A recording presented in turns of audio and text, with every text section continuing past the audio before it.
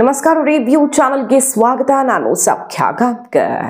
ರಾಜ್ಯ ಬಿಜೆಪಿಯಲ್ಲಿನ ಜಟಾಪಟಿ, ಯತ್ನಾಳ್ ಅವರ ಸ್ಟೇಟ್ಮೆಂಟು, ಜಾರಕಿಹೊಳಿ ಅವರ ಅಬ್ಬರ, ಪ್ರತಾಪ್ ಸಿಂಹ, ಕುಮಾರ್ ಬಂಗಾರಪ್ಪ ಅವರ ಸದ್ದು ಎಲ್ಲ ಈಗ ಇದ್ದಕ್ಕಿದ್ದಂತೆ ಸೈಲೆಂಟ್ ಆಗಿದೆ. ಕಾಂಗ್ರೆಸ್ನ ಡಿ.ಕೆ. ಶಿವಕುಮಾರ್ ಅವರ ನಡೆಯ ಕುರಿತು ಚರ್ಚೆಗಳಾಗ್ತಿವೆ ಬಿಟ್ಟರೆ ಮೀಡಿಯಾದಲ್ಲಿ ಗಮನಿಸ್ತಾ ಇದ್ದೀರಿ ನೀವು. ದಿನ ಬೆಳಗಾದರೆ ಯತ್ನಾಳ್ ವಿಜಯೇಂದ್ರ ಫೈಟು ಮತ್ತು ರೆಬೆಲ್ ಬಣದ ಹೊಸ ಪ್ರಯತ್ನಗಳೆಲ್ಲ ಸುದ್ದಿಗಳು ಬರ್ತಿದ್ವಲ್ಲ, ಅದೆಲ್ಲ ಏಕಾಏಕಿ ಸ್ಟಾಪ್ ಆಗಿದ್ದು ಹೇಗೆ? ಅಸಲಿಗೆ ಅಮಿತ್ ಶಾ ಕೊಟ್ಟಿರುವಂಥ ಸ್ಟ್ರೋಕ್ ಹೇಗಿದೆ? ರೆಬಲ್ ಟೀಮನ್ನು ಇಷ್ಟು ದಿನ ಏನು ಸಾಧ್ಯವಾಗಿರಲಿಲ್ವ ಅವ್ರು ಬಾಯಿ ಮುಚ್ಚಿಸೋದಕ್ಕೆ, ಏಕಾಏಕಿ ಈಗ ಯತ್ನಾಳ್ ಟೀಮ್ನ ಎಲ್ಲ ಪ್ರಯತ್ನಗಳಿಗೆ ಬ್ರೇಕ್ ಹಾಕಿದ್ದಾರೆ ಅನ್ನೋದು. ಅಧ್ಯಕ್ಷ ಆಯ್ಕೆಗೆ ಹೊಸದಾಗಿ ಈಗ ಆಯ್ಕೆ ಆಗಬೇಕಲ್ವ, ಮರು ಆಯ್ಕೆಯೋ ಅಥವಾ ಹೊಸ ಆಯ್ಕೆಯೋ, ಒಟ್ಟಿನಲ್ಲಿ ಆಯ್ಕೆ ಆಗಬೇಕು. ಅದಕ್ಕೆ ಸಂಬಂಧಪಟ್ಟಂತೆ ಹೊಸ ಫಾರ್ಮುಲಾ ಒಂದನ್ನು ಇಂಟ್ರೊಡ್ಯೂಸ್ ಮಾಡಿದ್ದಾರೆ ಕರ್ನಾಟಕ ಬಿಜೆಪಿಗೆ. ಬೇರೆ ಎಲ್ಲ ಕಡೆ ಒಂದು ಸೂತ್ರ ಆದರೆ ಇಲ್ಲಿ ಪರಿಸ್ಥಿತಿ ತಾರಕಕ್ಕೇರಿರೋದ್ರಿಂದ ಬೇರೆಯದ್ದೇ ಸೂತ್ರ ಇಂಟ್ರೊಡ್ಯೂಸ್ ಮಾಡಿದ ಅಮಿತ್ ಶಾ. ಖುದ್ದು ಅಮಿತ್ ಶಾ ಕರ್ನಾಟಕ ಬಿಜೆಪಿ ಅಧ್ಯಕ್ಷರ ಆಯ್ಕೆಗೆ ಈ ಉಪಾಯವನ್ನು ತೆರೆದಿಡ್ತಾ ಇದ್ದ ಹಾಗೆ ಈಗ ಯತ್ನಾಳ್ ಆ್ಯಂಡ್ ಟೀಮ್ ಸೈಲೆಂಟ್ ಆಗಿಬಿಟ್ಟಿದೆ. ಏನದು ಹಾಗಾದರೆ ಫಾರ್ಮುಲಾ? ವೆರಿ ಇಂಟ್ರೆಸ್ಟಿಂಗ್ ರಿಪೋರ್ಟ್ ನಿಮ್ಮ ಮುಂದೆ ಇಡ್ತಾ ಹೋಗ್ತೀವಿ. ಮಿಸ್ ಮಾಡಿದ್ರೆ ನಮ್ಮ ಚಾನಲ್ನ ಸಬ್ಸ್ಕ್ರೈಬ್ ಮಾಡಿ, ನಿಮ್ಮ ಅಭಿಪ್ರಾಯ ಕಮೆಂಟ್ ಮಾಡಿ ತಿಳಿಸಿ. ಎಸ್ ವೀಕ್ಷಕರೇ, ಒಂದು ಕಡೆ ರೆಬೆಲ್ ಬಣ ಸೈಲೆಂಟ್ ಆಗಿದೆ, ಸದ್ದಿಲ್ಲ. ಬೇರೆ ಬೇರೆ ಹೋರಾಟಗಳನ್ನು ಮಾಡ್ತೀವಿ ಅಂದರು, ಉದಯಗಿರಿ ಗಲಾಟೆ ವಿರುದ್ಧ ಹೋರಾಟ ರೂಪಿಸ್ತೀವಿ ಅಂದರು, ಬಾಂಗ್ಲಾದೇಶ ಅಕ್ರಮ ವಲಸಿಗರ ವಿರುದ್ಧ ಹೋರಾಟ ಅಂದರು. ಆದರೆ ಈಗ ಸದ್ಯಕ್ಕಂತೂ ಸೈಲೆಂಟ್ ಆಗಿದ್ದಾರೆ. ಒಂದೇ ಒಂದು ಸ್ಟೇಟ್ಮೆಂಟ್ ಕೂಡ ಬರ್ತಾ ಇಲ್ಲ ಕಳೆದ ಕೆಲವು ದಿನಗಳಿಂದ. ಅಸಲಿಗೆ ಯಾವ ಫಾರ್ಮುಲಾ ಹಾಗಾದ್ರೆ? ಮತ್ತೊಂದು ಕಡೆ ವಿಜಯೇಂದ್ರ ಕಾರ್ಯಾಚರಣೆ ಚುರುಕಾಗಿದೆ. ಇಷ್ಟೆಲ್ಲ ವಿರೋಧಗಳ ನಡುವೆ, ಅಸಮಾಧಾನ ಮತ್ತೊಂದು ಇರೋದ್ರ ನಡುವೆಯೇ ಆಪರೇಷನ್ ಬೆಂಗಳೂರು ಕೈ ಹಾಕಿದ್ದಾರೆ ವಿಜಯೇಂದ್ರ. ಅದರ ಅರ್ಥ ಅಧ್ಯಕ್ಷನಾಗಿ ನನ್ನ ಕುರ್ಚಿಯನ್ನು ಮತ್ತಷ್ಟು ಭದ್ರ ಮಾಡ್ಕೊಳ್ಬೇಕಂದ್ರೆ, ಮುಂದಿನ ದಿನಗಳಲ್ಲಿ ನನಗೆ ಹಿಡಿತ ಚೆನ್ನಾಗಿ ಸಿಗಬೇಕಂದ್ರೆ ರಾಜಧಾನಿಯ ಮೇಲೆ ಮೊದಲು ಹಿಡಿತ ಸಾಧಿಸಬೇಕು. ಯಡಿಯೂರಪ್ಪನವರು ಕೂಡ ಯಾವ ಪ್ರಯತ್ನಕ್ಕೆ ಕೈ ಹಾಕಿರ್ಲಿಲ್ವೋ ಅಂಥದ್ದೊಂದು ಪ್ರಯತ್ನಕ್ಕೆ ಈಗ ವಿಜಯೇಂದ್ರ ಕೈ ಹಾಕಿದ್ದು. ಬೆಂಗಳೂರು ವ್ಯಾಪ್ತಿಯ ಶಾಸಕರು ವಿಜಯೇಂದ್ರ ಬೆನ್ನಿಗೆ ನಿಂತಿದ್ದಾರೆ ಅನ್ನೋದು ವೆರಿ ಇಂಟ್ರೆಸ್ಟಿಂಗ್. ಎಸ್.ಆರ್. ವಿಶ್ವನಾಥ್ ಅವರು ಇರಬಹುದು, ಎಂ ಕೃಷ್ಣಪ್ಪ ಅವರು, ಜಯನಗರ ಶಾಸಕ ರಾಮಮೂರ್ತಿ ಅವರು, ಬೆಂಗಳೂರು ದಕ್ಷಿಣ, ಯಲಹಂಕ, ಜಯನಗರ ಇನ್ನಿತರ ಶಾಸಕರು ಈಗ ವಿಜಯೇಂದ್ರ ಪರ ನೇರ ಮಾತಾಡೋ ರೀತಿಯಲ್ಲಿ ಬೆಂಗಳೂರಲ್ಲೊಂದು ಹಿಡಿತ ಸ್ಥಾಪಿಸೋದಕ್ಕೆ ಹೊರಟಿದ್ದಾರೆ. ತನ್ನ ಟೀಮನ್ನು ಬೆಂಗಳೂರಲ್ಲೂ ರಾಜಧಾನಿಯಲ್ಲೂ ಕೂಡ ರೆಡಿ ಮಾಡಿದ ವಿಜಯೇಂದ್ರ. ಸೀನಿಯರ್ಸು ಪ್ರಭಾವಿಗಳು ಅನ್ಸ್ಕೊಂಡಿರೋ ಶಾಸಕರೇ ಈಗ ವಿಜಯೇಂದ್ರ ಪರ ನಿಂತಿರೋದ್ರಿಂದ ಇಲ್ಲಿ ಯಾರ ಅಸಮಾಧಾನ ಇತ್ತಲ್ವ, ಆರ್ ಅಶೋಕ್ ಅವರು ಮತ್ತು ವಿಜಯೇಂದ್ರ ಜಟಾಪಟಿ ಯಾಕೆ ಆಗ್ತಿದೆ ಅಂದರೆ ಇದೇ ಅಸ್ತಿತ್ವಕ್ಕಾಗಿ. ಬೆಂಗಳೂರು ನಾಯಕತ್ವದ ಜಟಾಪಟಿ ಶುರುವಾಗಿರೋದೇ ಇದಕ್ಕೆ.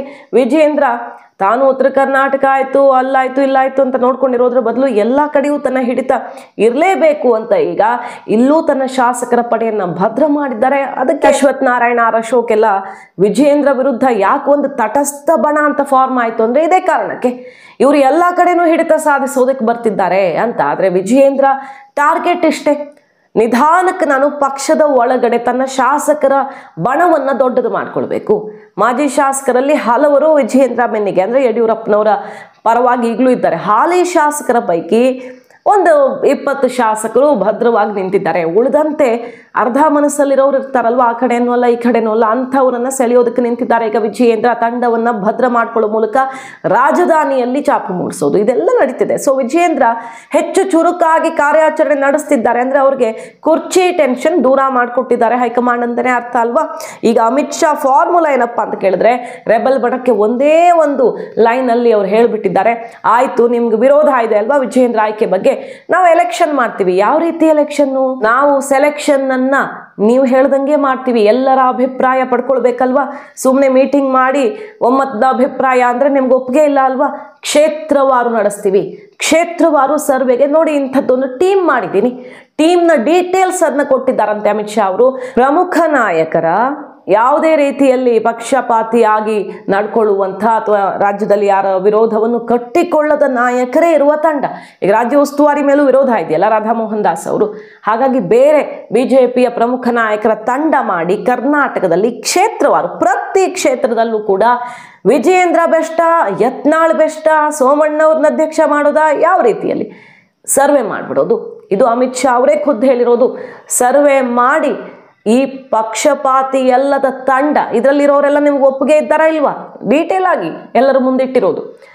ಇವರಿಟ್ಟಿರೋ ರಿಪೋರ್ಟನ್ನು ನಾವು ಕನ್ಸಿಡರ್ ಮಾಡ್ತೀವಿ. ಯಾರಿಗೆ ಹೆಚ್ಚು ಒಲವು ವ್ಯಕ್ತವಾಗುತ್ತೋ, ಅತಿ ಹೆಚ್ಚು ಒಲವು ಯಾರ ಪರವಾಗಿರುತ್ತೋ ಅವರೇ ಅಧ್ಯಕ್ಷರಾಗ್ತಾರೆ. ಡೋಂಟ್ ವರಿ, ಇನ್ಯಾರೂ ಮಾತಾಡಬೇಡಿ, ನೀವು ಮಾತಾಡಬೇಡಿ, ಅವರು ಮಾತಾಡೋದು ಬೇಡ, ನಾವು ನಿರ್ಧರಿಸ್ತೀವಿ, ನಮಗಿಂತ ಹೆಚ್ಚಾಗಿ ಈ ಸರ್ವೆ ತಂಡ ನಿರ್ಧರಿಸತ್ತೆ ಅಂತ ತಂಡ ಮಾಡಿಬಿಟ್ಟಿದ್ದಾರಂತೆ.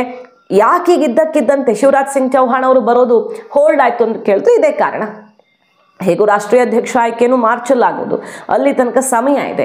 ಈಗಲೇ ಶಿವರಾಜ್ ಸಿಂಗ್ ಚೌಹಾಣ್ ಅವರು ಬಂದು ಮೀಟಿಂಗ್ ಮಾಡಿ ಅದರಲ್ಲಿ ಒಂದು ಒಮ್ಮತದ ತೀರ್ಮಾನ ಅಂತ ಮಾಡಿಬಿಟ್ರೆ ಇದು ಒಮ್ಮತನೂ ಅಲ್ಲ, ಮತ್ತೊಂದು ಅಲ್ಲ, ಎಲ್ಲಿ ನಮ್ಮ ಅಭಿಪ್ರಾಯ ಧಿಕ್ಕರಿಸಿದ್ದಾರೆ ಅಂತ ಮತ್ತೆ ಸಿಡ್ದೇಳುತ್ತೆ. ಬಟ್ ಹಾಗಾಗಿ 1 ತಿಂಗಳು ಟೈಮ್ ತಗೊಂಡ BJP ಹೈಕಮಾಂಡ್ ಕ್ಷೇತ್ರವಾರು ಸರ್ವೆಯ ಮೂಲಕ ಅಂಕಿಅಂಶವನ್ನು ಕಲೆ ಹಾಕಿ ಎಲ್ಲರ ಮುಂದಿಡುವುದು, ಇದರ ಮೂಲಕವೇ ಅಧ್ಯಕ್ಷ ಆಯ್ಕೆ ಆಗಲಿ ಅಂತ ಹೇಳಿದ್ದಾರೆ. ಇದಾದ ಮೇಲೂ ಕೂಡ ನಿಶ್ಚಿಂತೆಯಾಗಿದ್ದಾರಂತೆ ವಿಜಯೇಂದ್ರ. ಯಾಕಂದ್ರೆ ಬಹುಪಾಲು ಕ್ಷೇತ್ರಗಳಲ್ಲಿ ಒಂದಿಷ್ಟು ಕಡೆ ವಿರೋಧ ಇದ್ರೂ ಕೂಡ ಬಹುಪಾಲು ಕ್ಷೇತ್ರಗಳಲ್ಲಿ ಯಡಿಯೂರಪ್ಪನವರ ಪರವಾಗಿ, ವಿಜಯೇಂದ್ರ ಪರವಾಗಿ ಶಾಸಕರು, ಅಲ್ಲಿನ ಜಿಲ್ಲಾ ಮಟ್ಟದ ನಾಯಕರು, ವಿವಿಧ ಘಟಕಗಳು ನಮ್ಮ ಪರವಾಗಿ ಇದ್ದಾರೆ, ಜಿಲ್ಲಾಧ್ಯಕ್ಷರು ನಮ್ಮ ಪರವಾಗಿ ಇದ್ದಾರೆ. ಸೊ ಯಾವುದೇ ಕಾರಣಕ್ಕೂ ಯತ್ನಾಳ್ ಅವ್ರನ್ನ ಅಧ್ಯಕ್ಷರನ್ನಾಗಿ ಮಾಡುವ ಅಥವಾ ಮತ್ತೊಬ್ಬರನ್ನ ತಂದು ಕೂರಿಸೋ ಪರಿಸ್ಥಿತಿ ಒದಗಿ ಬರಲ್ಲ ಅನ್ನುವಂಥ ಒಂದು ಆತ್ಮವಿಶ್ವಾಸ ಈಗ BSY ಟೀಮ್ಗೆ ಸಿಕ್ಕಿದೆಯಂತೆ. ಸೊ ಅಮಿತ್ ಶಾ ಅವರ ಈ ಫಾರ್ಮುಲಾ ಹೇಗೆ ವರ್ಕೌಟ್ ಆಗುತ್ತೆ ಅನ್ನೋದನ್ನ ಕಾದು ನೋಡಬೇಕು.